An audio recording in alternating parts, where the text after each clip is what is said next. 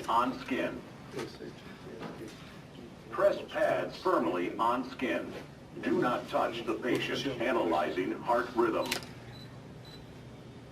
Do not touch the patient. Analyzing heart rhythm. Shock advised. Do not touch the patient. Press the flashing shock button. See the flashing shock button? Press the shock button now. Make sure everybody's clear. Shock delivered. Begin CPR. Hear that beat? That's the beat that you should be doing CPR to. It will do that again for 2 minutes. And it actually counts for you. 20. And it tells you what to do. 30. Give 2 breaths.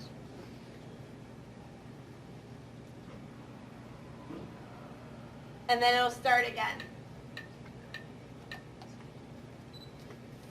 So we have 4 of these trainers. And then we have 1 more that hopefully it's not acting up. It was acting up the other day.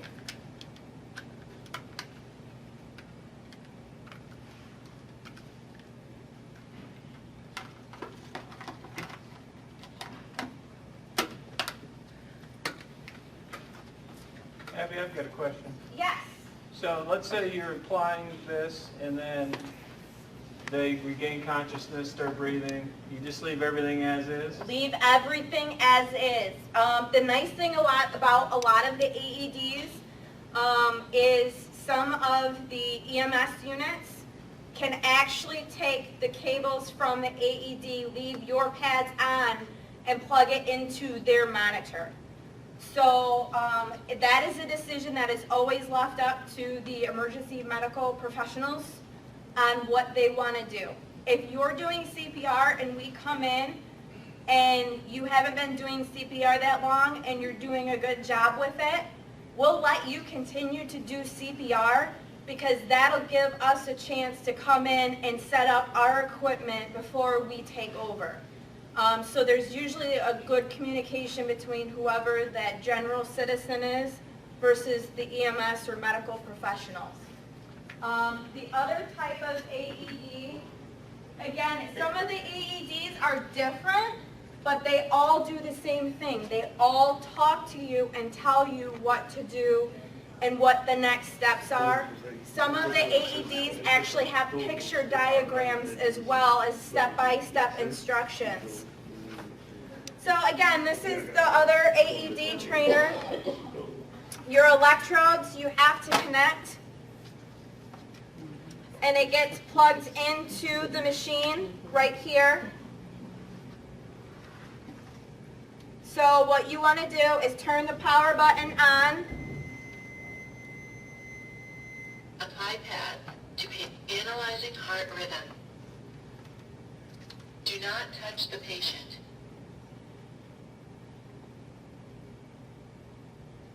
Shock advised. Charging. Stay clear of patient. Deliver shock now. Press the orange button now. Shock delivered. Begin CPR.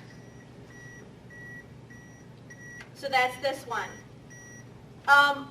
One of the things that we always teach, because when we teach to a group, a lot of times that group is either a part of a public safety agency, or we're teaching it for a company, a school, or even community members.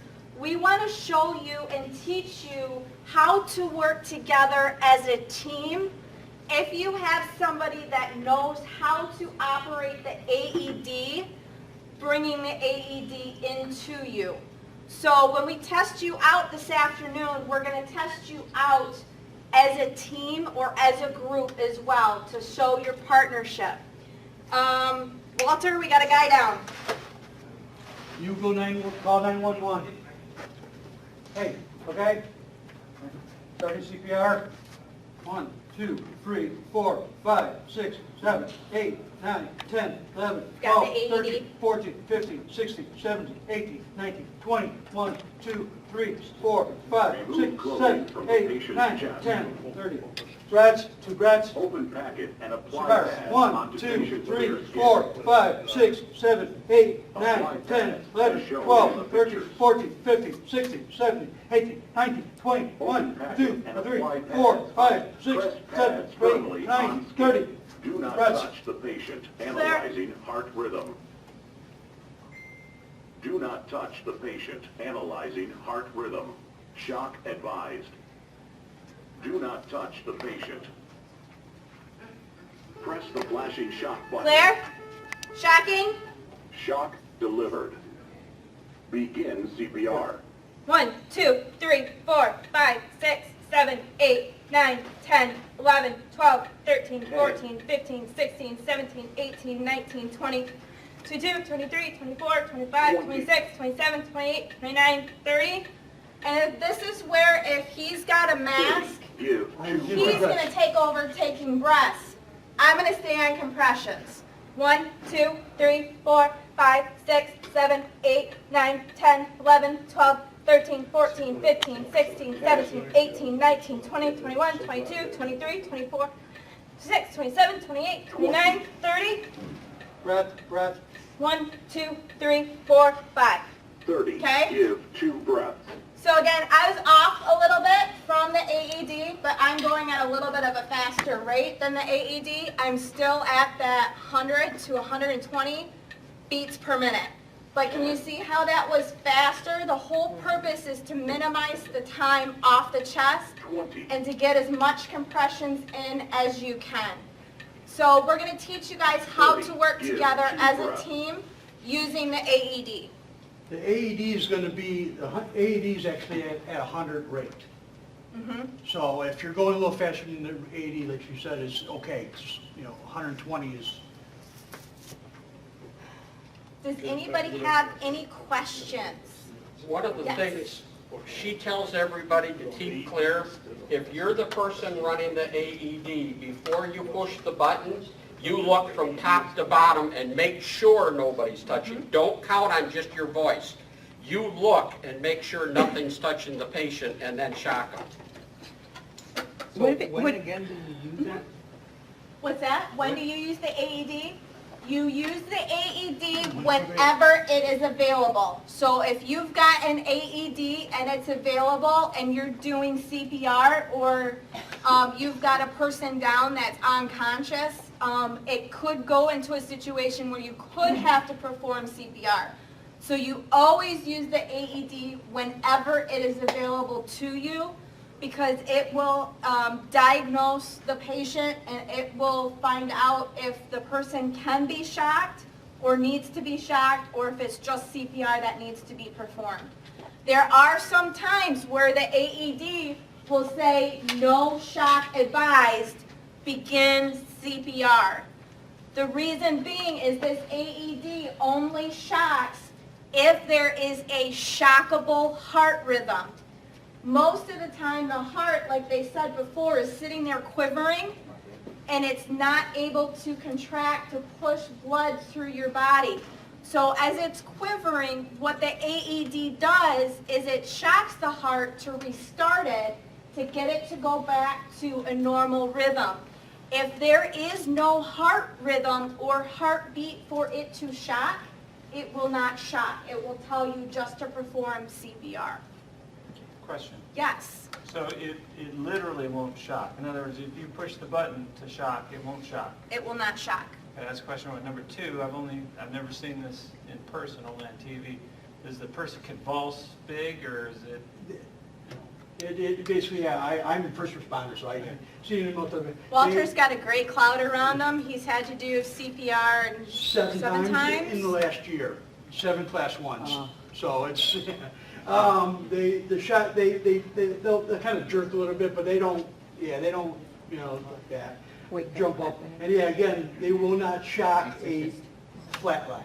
So if it's a flat line, it will not shock it. They'll only shock a defib when there's in a defib The quivering. rhythm. Cardiac arrest.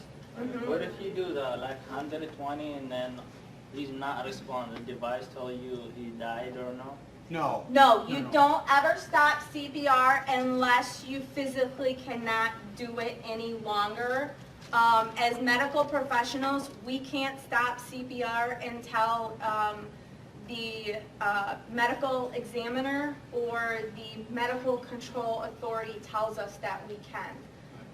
But as a general citizen, you're going to do CPR until somebody else with more advanced training can take over, or unless you physically cannot do it any longer.